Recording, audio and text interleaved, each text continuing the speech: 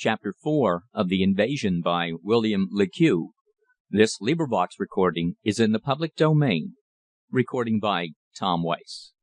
Chapter 4 Bombardment of London. Day broke. The faint flush of violet away eastward beyond Temple Bar gradually turned rose, heralding the sun's coming, and by degrees the streets, filled by excited Londoners, grew lighter with the dawn. Fevered night thus gave place to day, a day that was, alas, destined to be one of bitter memory for the British Empire. Alarming news had spread that Uhlans had been seen reconnoitring in Snaresbrook and Wanstead, had ridden along Forest Road and Ferry Lane at Walthamstow, through Tottenham High Cross, up High Street, Hornsey, Priory Road, and Muswell Hill. The Germans were actually upon London. The northern suburbs were staggered. In Fortis Green, North End, Highgate, Crouch End, Hampstead, Stamford Hill, and Leighton, the quiet suburban houses were threatened, and many people, in fear of their lives, had now fled southward into central London. Thus the huge population of Greater London was practically huddled together in the comparatively small area from Kensington to Fleet Street, and from Oxford Street to the Thames Embankment. People of Fulham, Putney, Walham Green, Hammersmith, and Kew had, for the most part, fled away to the open country across Hounslow Heath to Bedfont and Staines, while Tooting, Balham, Dulwich, Streatham, Norwood, and Catford had retreated farther south into Surrey and Kent. For the past 3 days, thousands of willing helpers had followed the example of Sheffield and Birmingham, and constructed enormous barricades, obstructing at various points the chief roads leading from the north and east into London. Detachments of engineers had blown up several of the bridges carrying the main roads out eastwards, for instance, the bridge at the end of Commercial Road, east, crossing the Limehouse Canal, while the 6 other small bridges spanning the canal between that point and the Bow Road were also destroyed. The bridge at the end of Bow Road itself was shattered, and those over the Hackney Cut at Marshall Hill and Hackney Wick were also rendered impassable. Most of the bridges across the Regent's Canal were also destroyed, notably those in Mare Street, Hackney, the Kingsland Road, and New North Road, while a similar demolition took place in Edgware Road and the Harrow Road. Londoners were frantic, now that the enemy were really upon them. The accounts of the battles in the newspapers had, of course, been merely fragmentary, and they had not yet realized what war actually meant. They knew that all business was at a standstill, that the city was in an uproar, that there was no work, and that food was at famine prices. But not until German cavalry were actually seen scouring the northern suburbs did it become impressed upon them that they were really helpless and defenceless. London was to be besieged. This report having got about, the people began building barricades in many of the principal thoroughfares north of the Thames. One huge obstruction, built mostly of paving stones from the footways, overturned tramcars, wagons, railway trolleys, and barbed wire, rose in the Holloway Road just beyond Highbury Station. Another blocked the Caledonian Road a few miles north of the police station, while another very large and strong pile of miscellaneous goods, bales of wool and cotton stuffs, building material, and stones brought from the Great Northern Railway depot, obstructed the Camden Road at the south corner of Hilldrop Crescent. Across High Street, Camden Town, at the junction of the Kentish Town and other roads, 500 men worked with a will, piling together every kind of ponderous object they could pillage from the neighbouring shops: pianos, iron bedsteads, wardrobes, pieces of calico and flannel, dress stuffs, rolls of carpets, floorboards, even the very doors wrenched from their hinges, until, when it reached to the second-story window and was considered of sufficient height, a pole was planted on top, and from it hung limply a small Union Jack. The Finchley Road, opposite Swiss Cottage Station, in Shoot Up Hill where Mill Lane runs into it, across Willesden Lane where it joins the High Road in Kilburn, the Harrow Road close to Willesden Junction Station, at the junction of the Goldhawk and Uxbridge Roads, across the Hammersmith Road in front of the hospital, other obstructions were placed with a view to preventing the enemy from entering London.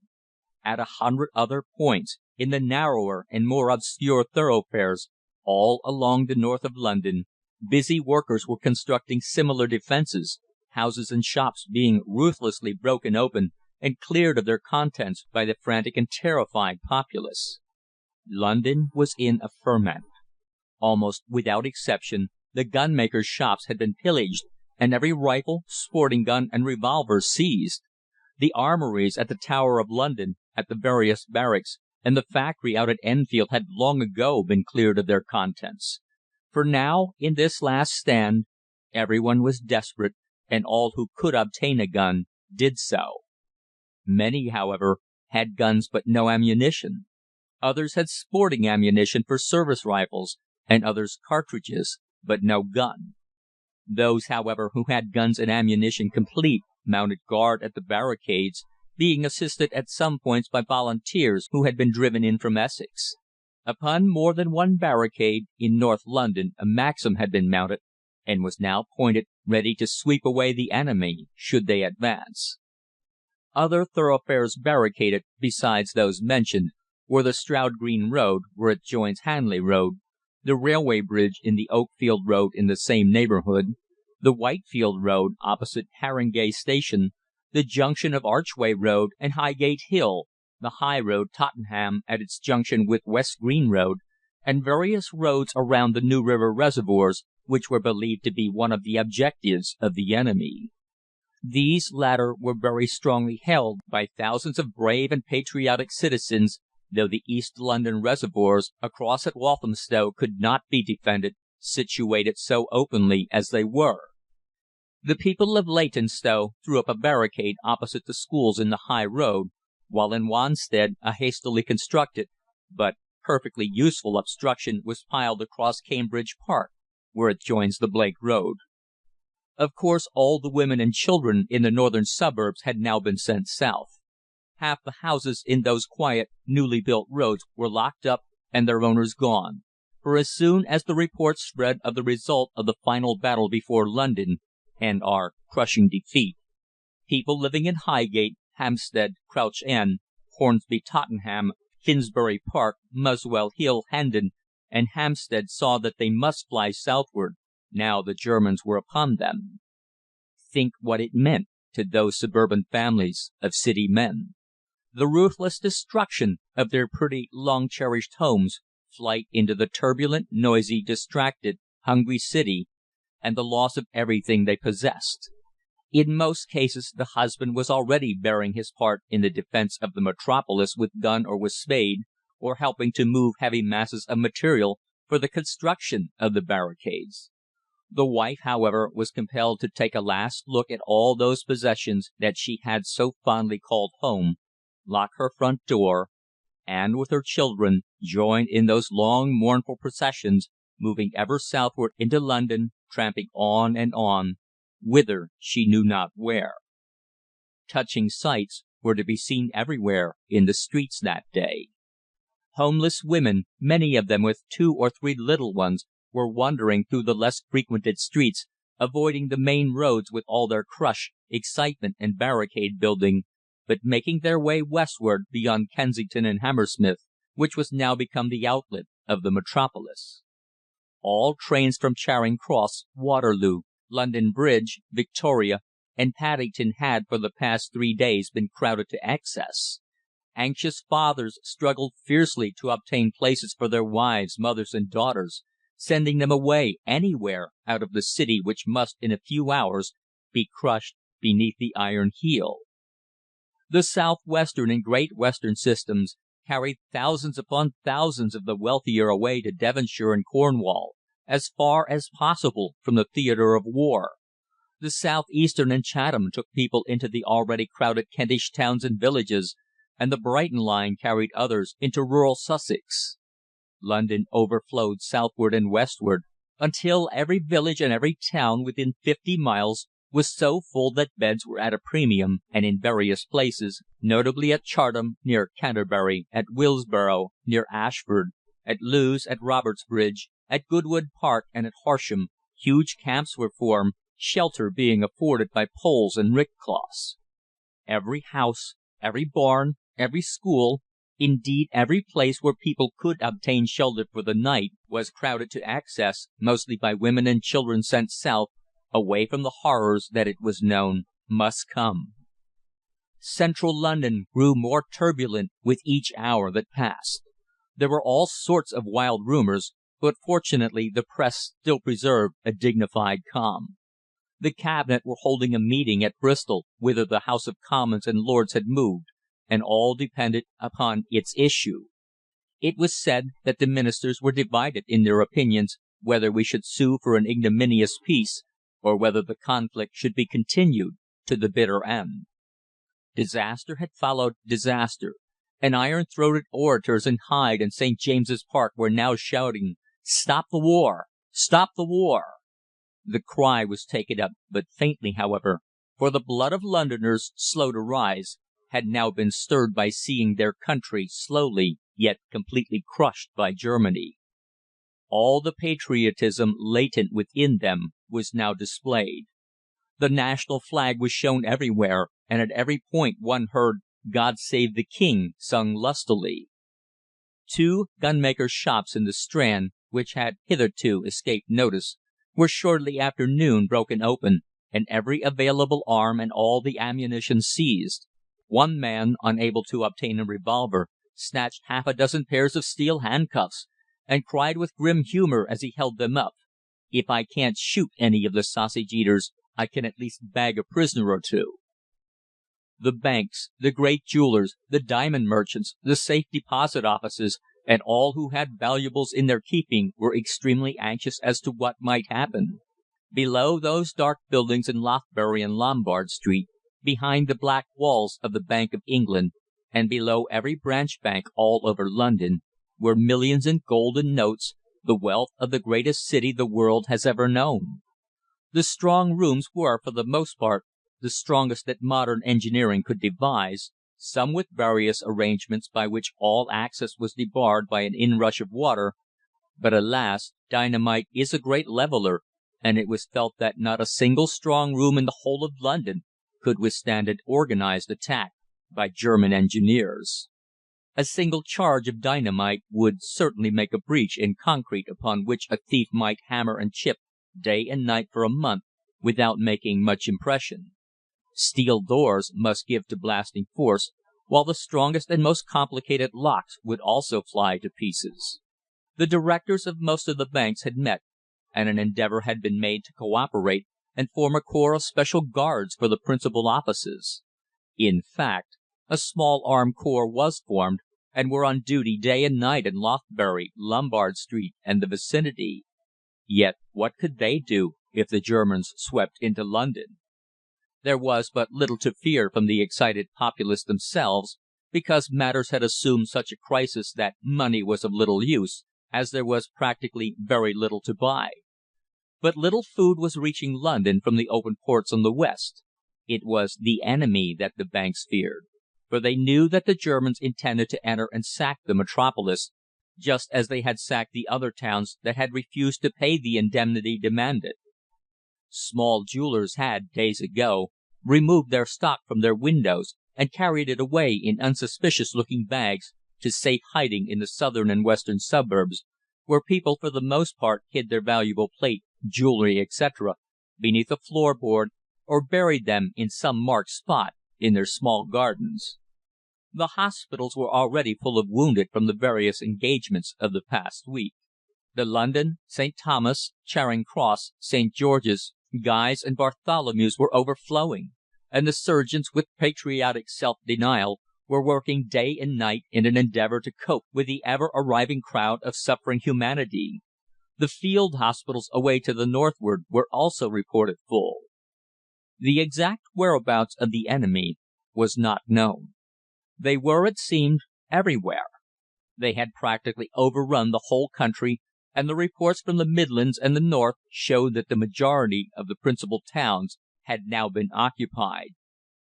The latest reverses outside London, full and graphic details of which were now being published hourly by the papers, had created an immense sensation. Everywhere people were regretting that Lord Roberts' solemn warnings in 1906 had been unheeded, for had we adopted his scheme for universal service, such dire catastrophe could never have occurred. Many had, alas, declared it to be synonymous with conscription, which it certainly was not, and by that foolish argument had prevented the public at large from accepting it as the only means for our salvation as a nation. The repeated warnings had been disregarded, and we had, unhappily, lived in a fool's paradise, in the self-satisfied belief that England could not be successfully invaded. Now, alas, the country had realized the truth, when too late. That memorable day, September 20, witnessed exasperated struggles in the northern suburbs of London, passionate and bloody collisions, an infantry fire of the defenders overwhelming every attempted assault, and a decisive action of the artillery, with regard to which arm the superiority of the Germans, due to their perfect training, was apparent. A last desperate stand had, it appears, been made by the defenders on the high ridge northwest of New Barnet, from Southgate to near Potter's Bar, where a terrible fight had taken place. But from the very first it was utterly hopeless. The British had fought valiantly in defence of London, but here again they were outnumbered, and after one of the most desperate conflicts in the whole campaign, in which our losses were terrible, the Germans at length had succeeded in entering Chipping Barnet. It was a difficult movement, and a fierce contest, rendered the more terrible by the burning houses, ensued in the streets and away across the low hills southward. A struggle full of vicissitudes and alternating successes, until at last the fire of the defenders was silenced, and hundreds of prisoners fell into the German hands. Thus the last organized defence of London had been broken, and the barricades alone remained. The work of the German troops on the lines of communications in Essex had for the past week been fraught with danger. Through want of cavalry the British had been unable to make cavalry raids, but, on the other hand, the difficulty was enhanced by the bands of sharpshooters, men of all classes from London, who possessed a gun and who could shoot. In one or two of the London clubs the suggestion had first been mooted a couple of days after the outbreak of hostilities, and it had been quickly taken up by men who were in the habit of shooting game, but had not had a military training. Within 3 days about 2,000 men had formed themselves into bands to take part in the struggle and assist in the defence of London. They were practically similar to the francs-tireurs of the Franco-German War, for they went forth in companies and waged a guerilla warfare, partly before the front and at the flanks of the different armies, and partly at the communications at the rear of the Germans.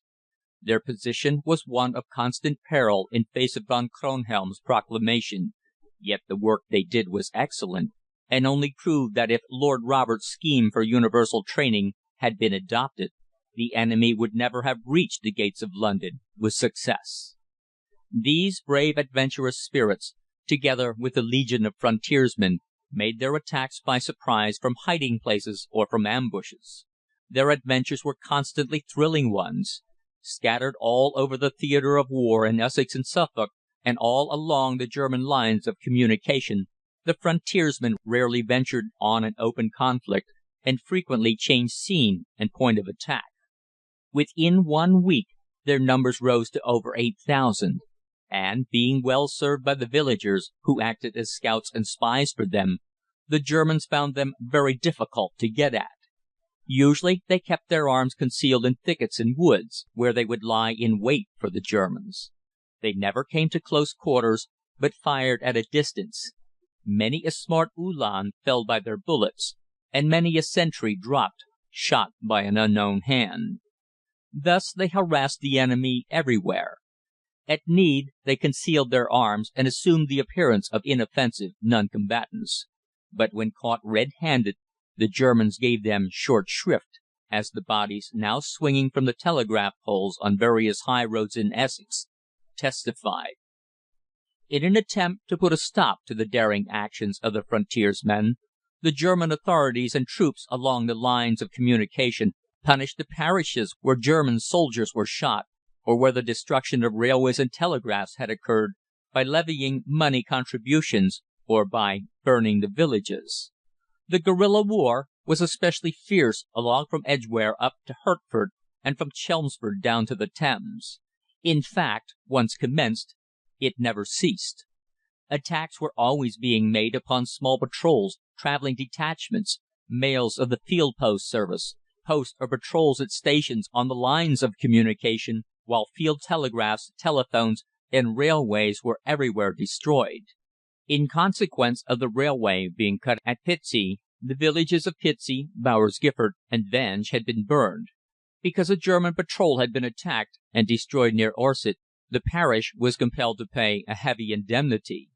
Upminster near Romford, Theydon Bois, and Fifield near High Ongar had all been burned by the Germans for the same reason, while at the Cherry Tree Inn near Rainham, 5 frontiersmen being discovered by Uhlans in a hayloft asleep, were locked in and there burned alive. Dozens were of course shot at sight, and dozens more hanged without trial. But they were not to be deterred. They were fighting in defence of London, and around the northern suburbs the patriotic members of the Legion were specially active, though they never showed themselves in large bands. Within London every man who could shoot game was now anxious to join in the fray, and on the day that the news of the last disaster reached the metropolis, hundreds left for the open country out beyond Hendon.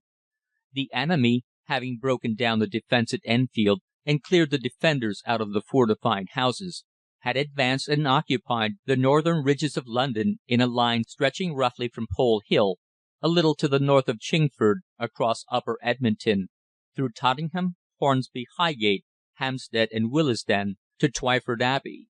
All the positions had been well reconnoitred, for at grey of dawn the rumbling of artillery had been heard in the streets of those places already mentioned, and soon after sunrise strong batteries were established upon all the available points commanding London. These were at Chingford Green, on the left-hand side of the road opposite the inn at Chingford; on Devonshire Hill, Tottenham; on the hill at Wood Green; in the grounds of Alexandra Palace; on the high ground about Churchyard Bottom Wood; on the edge of Bishop's Wood, Highgate; on Parliament Hill at a spot close to the Oaks on the Hendon Road; at Dollis Hill, and at a point a little north of Wormwood Scrubs, and at Neasden, near the railway works. The enemy's chief object was to establish their artillery as near London as possible, for it was known that the range of their guns, even from Hampstead, the highest point 441 feet above London, would not reach into the actual city itself. Meanwhile, at dawn, the German cavalry, infantry, motor infantry, and armoured motor cars, the latter mostly 35 to 40 horsepower Opel Darracqs, with 3 quick-firing guns mounted in each, and bearing the Imperial German arms in black, advanced up the various roads leading into London from the north, being met, of course, with a desperate resistance at the barricades. On Haverstock Hill the 3 Maxims, mounted upon the huge construction across the road, played havoc with the Germans, who were at once compelled to fall back, leaving piles of dead and dying in the roadway, for the terrible hail of lead poured out upon the invaders could not be withstood. 2 of the German armoured motor cars were presently brought into action by the Germans, who replied with a rapid fire, this being continued for a full quarter of an hour without result on either side. Then the Germans, finding the defence too strong, again retired into Hampstead, amid the ringing cheers of the valiant men holding that gate of London. The losses of the enemy had been serious, for the whole roadway was now strewn with dead, while beyond the huge wall of paving stones, overturned carts and furniture, only 2 men had been killed and 1 wounded. Across in Finchley Road a struggle equally as fierce was in progress, but a detachment of the enemy, evidently led by some German who had knowledge of the intricate side roads, suddenly appeared in the rear of the barricade, and a fierce and bloody hand-to-hand conflict ensued. The defenders, however, stood their ground, and with the aid of some petrol bombs which they held in readiness, they destroyed the venturesome detachment almost to a man, though a number of houses in the vicinity were set on fire, causing a huge conflagration. In Highgate Road the attack was a desperate one, the enraged Londoners fighting valiantly, the men with arms being assisted by the populace themselves. Here again deadly petrol bombs had been distributed, and men and women hurled them against the Germans. Petrol was actually poured from windows upon the heads of the enemy, and tow soaked in paraffin and lit flung in among them, when in an instant whole areas of the streets were ablaze, and the soldiers of the Fatherland perished in the roaring flames. Every device to drive back the invader was tried. Though thousands upon thousands had left the northern suburbs, many thousands still remained bent on defending their homes as long as they had breath. The crackle of rifles was incessant, and ever and anon the dull roar of a heavy field gun and the sharp rattle of a Maxim mingled with the cheers, yells, and shrieks of victors and vanquished. The scene on every side was awful. Men were fighting for their lives in desperation.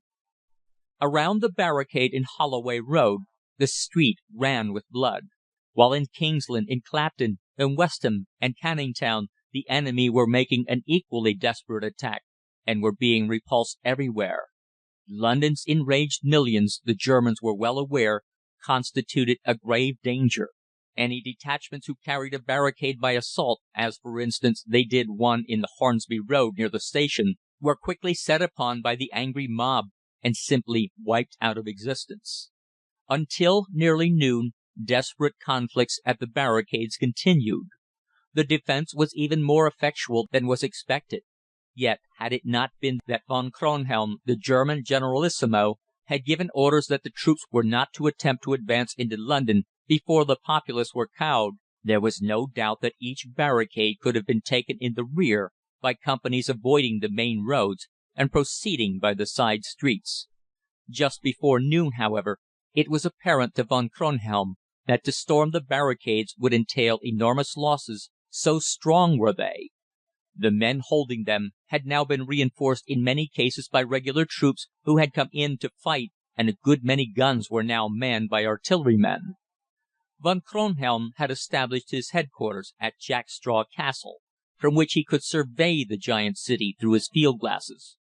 Below lay the great plain of roofs, spires, and domes, stretching away into the grey mystic distance, where afar rose the twin towers and double arches of the Crystal Palace roof. London, the great London, the capital of the world, lay at his mercy, at his feet. The tall, thin-faced general, with the grizzled moustache and the glittering cross at his throat, standing apart from his staff, gazed away in silence and in thought. It was his first sight of London, and its gigantic proportions amazed even him. Again he swept the horizon with his glass, and knit his grey brows. He remembered the parting words of his Emperor as he backed out of that plainly furnished little private cabinet at Potsdam. "You must bombard London and sack it. The pride of those English must be broken at all costs. Go, Kronhelm, go, and may the best of fortune go with you." The sun was at the noon, causing the glass roof of the distant Crystal Palace to gleam.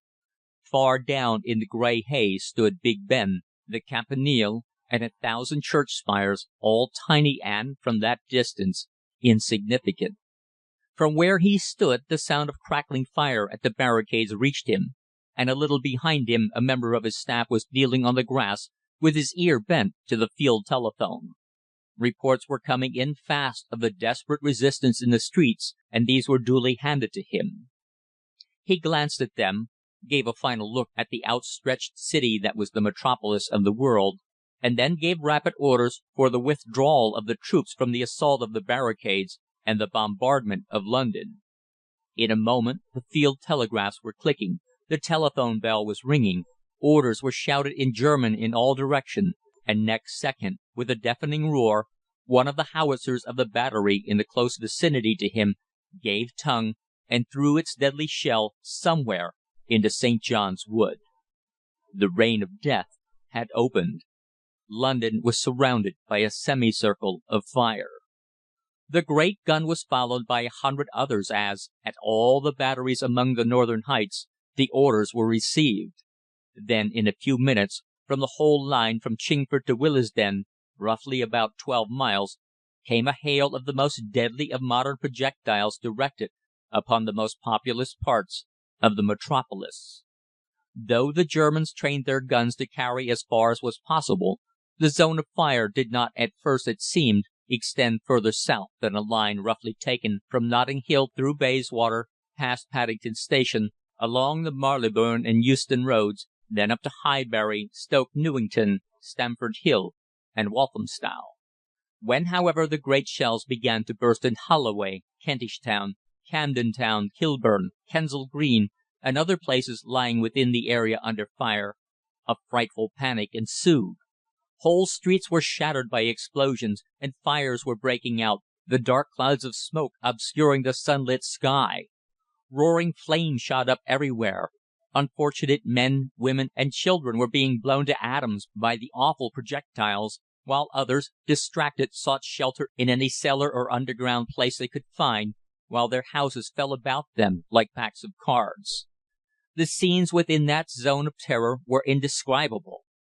When Paris had been bombarded years ago, artillery was not at the perfection it now was, and there had been no such high explosive known as in the present day.